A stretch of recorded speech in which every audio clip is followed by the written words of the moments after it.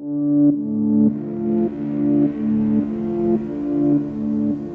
up. There I am. I am the sky. I am a warm, protective blanket wrapped around everyone on Earth. I can bring clouds, rain, and wind. I can be an ice storm. Without me, you'd fry.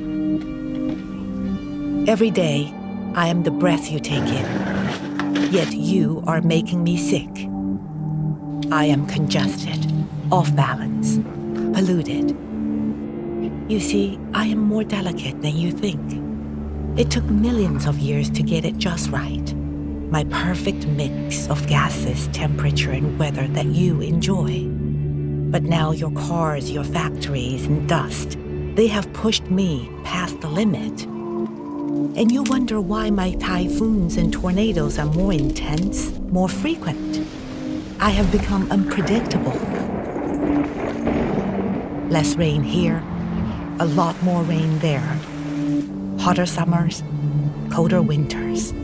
I cannot even control myself anymore. Enough about me. I will show my changing self to you in your days ahead.